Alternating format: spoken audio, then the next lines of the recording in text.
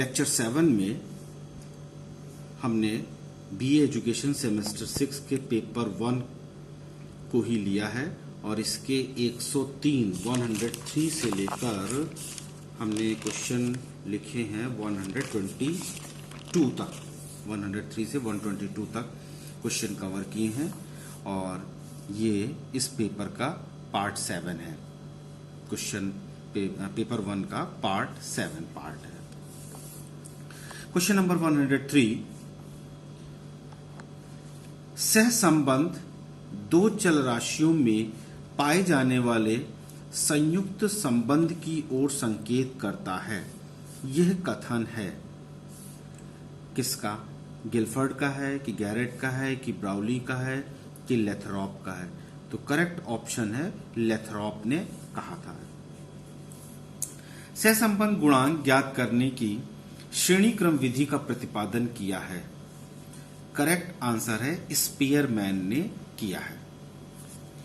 निम्न कथन है सहसंबंध गुणांक वह अकेली संख्या है जो यह बताती है कि दो वस्तुएं किस सीमा तक एक दूसरे से संबंधित हैं तथा एक में परिवर्तन दूसरे के परिवर्तनों को किस सीमा तक प्रभावित करते हैं।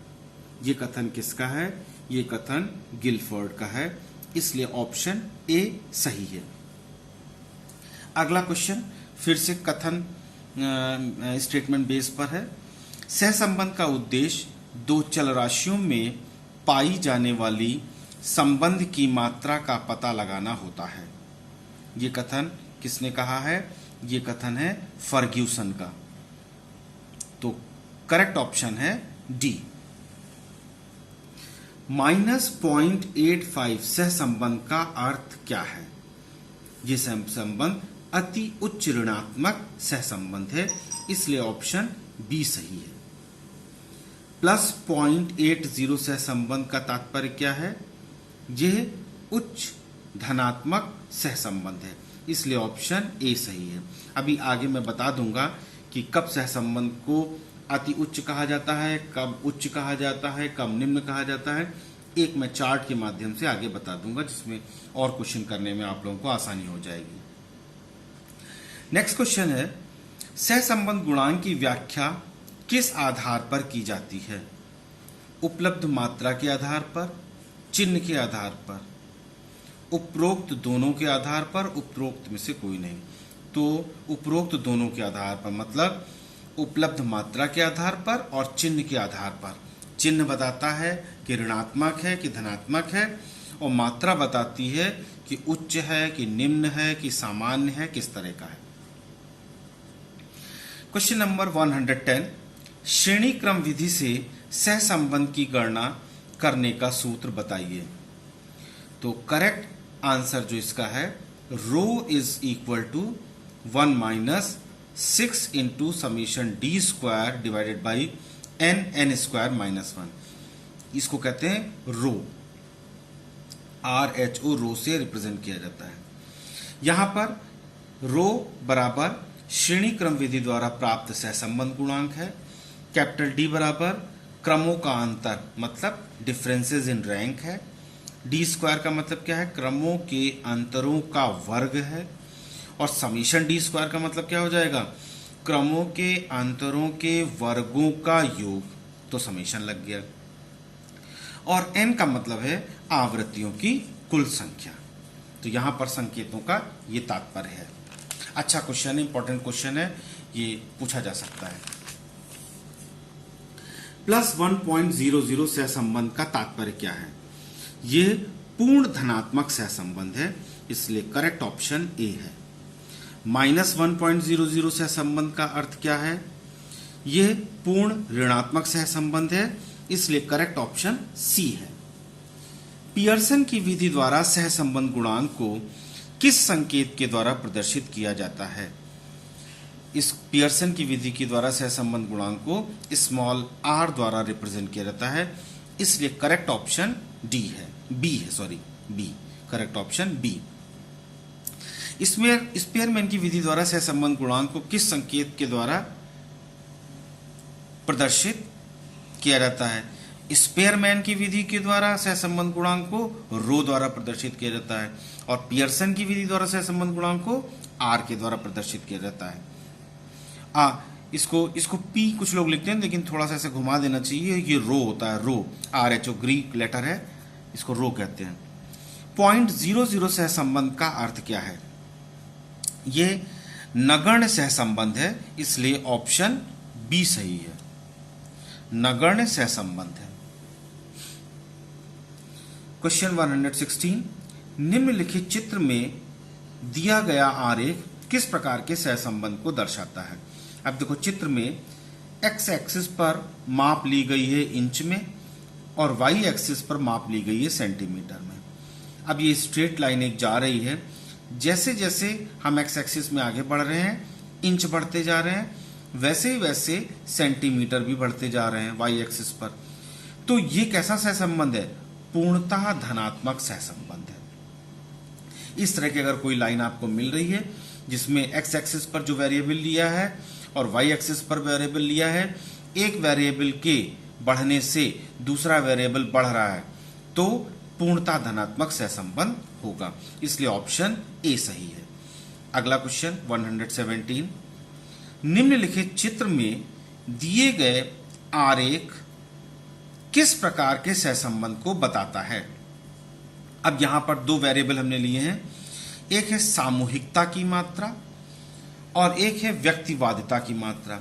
एक्स एक्सिस पर अगर हम सामूहिकता की मात्रा को प्रदर्शित करें, मतलब कोई भी वर्क कर रहे हैं ग्रुप में, और व्यक्तिवादिता मतलब सेल्फ, केवल हम सेल्फ सेंटर होके या सेल्फ काम कर रहे हैं, और इसमें हम ग्राफ बनाएं तो इस तरह का ग्राफ बनता है। मतलब सामूहिकता की मात्रा अगर बढ़ रही है तो व्यक्तिवादिता की मात्रा घटेगी। एक चर के बढ़ने से दूसरा चर अगर घट रहा है तो ये पूर्णतः ऋणात्मक सहसंबंध कहलाता है। तो ये ग्राफ जो शो कर रहा है ये पूर्णतः ऋणात्मक सहसंबंध बता रहा है, अर्थात ऑप्शन बी सही है। क्वेश्चन नंबर 118, यदि शरीर की लंबाई का शैक्षिक उपलब्धि पर कोई प्रभाव नहीं पड़ता तो ये किस प्रकार, यदि शरीर की लंबाई का शैक्षिक उपलब्धि पर कोई प्रभाव नहीं पड़ता तो ये किस प्रकार के सहसंबंध को दर्शाता है? ये शून्य सहसंबंध को दर्शाता है। ये इसका अच्छा उदाहरण है। क्वेश्चन नंबर 119, व्यक्ति की आयु और कार्य करने की गति में किस प्रकार का सहसंबंध होता है? तो व्यक्ति की आयु और कार्य करने की गति में वक्रात्मक सहसंबंध होता है, न धनात्मक होता है, न ऋणात्मक होता है, न शून्य। नेक्स्ट क्वेश्चन 120, चित्र में दिया गया आरेख किस प्रकार के सहसंबंध को दर्शाता है? एक्स एक्सिस पर हमने लिया आयु और वाई एक्सिस पर लिया कार्य की गति। अब देखो ये क्या शो कर रहा है, ये लाइन मतलब जैसे जैसे आयु बढ़ रही है वैसे वैसे कार्य की गति भी बढ़ती है, और एक मैक्सिमम पर, अब ये मैक्सिमम सबके लिए अलग अलग हो सकता है, किसी का 30 साल हो सकता है, किसी का 40 साल हो सकता है, और उसके बाद जब आयु बढ़ती है तो कार्य करने की गति धीरे धीरे कम होती जाती है। तो ये किस प्रकार का सहसंबंध है? इसी को वक्रात्मक सहसंबंध कहते हैं, जो मैंने क्वेश्चन नंबर 119 में भी लिया था, लेकिन अलग तरीके का था। ठीक है, तो ये वक्रात्मक सहसंबंध कहलाता है। अब यहां पर देखो, एक मैं चार्ट बना रहा हूं, लेफ्ट हैंड साइड में गुणांक की मात्रा है, वैल्यू ऑफ कोफिशिएंट है, और राइट हैंड साइड में संबंध है, मतलब रिलेशनशिप है। अगर 0.00 से प्लस माइनस 0.20 तक वैल्यू आ रही है रो की, तो जो सहसंबंध है वो नगण्य सहसंबंध कहलाता है। या प्लस है तो धनात्मक और माइनस है तो ऋणात्मक। अगला, प्लस माइनस 0.21 से प्लस माइनस 0.40 तक अगर वैल्यू आ रही है तो इस प्रकार के सहसंबंध को लो या स्लाइटली लो सहसंबंध कहते हैं, या निम्न सहसंबंध कहते हैं। फिर से देख लीजिए, अगर प्लस होगा तो हम कहेंगे धनात्मक निम्न सहसंबंध, और निगेटिव होगा तो कहेंगे ऋणात्मक निम्न सहसंबंध। प्लस माइनस 0.41 से प्लस माइनस 0.60 तक है तो सहसंबंध सामान्य होगा, इसको कहते हैं मॉडरेट। 0.61 से 0.80 तक है तो इस प्रकार के सहसंबंध को उच्च कहते हैं कि उच्च कोटि का सहसंबंध है। और अगर रो की वैल्यू 0.81 से प्लस माइनस 0.99 तक है तो यह सहसंबंध कहलाता है अति उच्च या वेरी हाई सहसंबंध कहलाता है। अब अगर प्लस है तो अति उच्च धनात्मक सहसंबंध और निगेटिव है तो अति उच्च ऋणात्मक सहसंबंध कहलाता है। नेक्स्ट कैटेगरी है अगर रो की वैल्यू प्लस माइनस 1.00 है तो इसको हम कहते हैं पूर्ण सहसंबंध।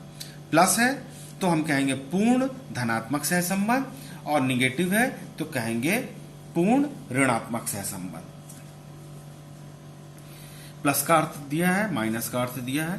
क्वेश्चन नंबर 121, दो या अधिक चल राशियों के पारस्परिक संबंध को क्या कहा जाता है? तो इसका सही आंसर है सहसंबंध कहा जाता है, इसलिए ऑप्शन बी सही है। क्वेश्चन नंबर 122, वह अकेली संख्या क्या है जो ये बताती है कि दो वस्तुएं किस सीमा तक एक दूसरे से संबंधित हैं तथा एक में परिवर्तन दूसरे के परिवर्तनों को किस सीमा तक प्रभावित करते हैं?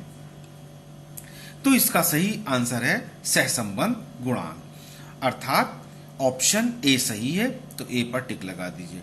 तो इस लेक्चर 7 में हमने क्वेश्चन नंबर 103 से 122 तक कवर किया और वही अभी चल रहा है बीए एजुकेशन सेमेस्टर 6 के बच्चों के लिए है और पेपर 1 है। पेपर 1 का मतलब है स्टैटिस्टिक्स इन एजुकेशन, ये एमसीक्यू हमने बताए हैं। So this is all about this part. Please subscribe the channel, press the bell icon and like the videos.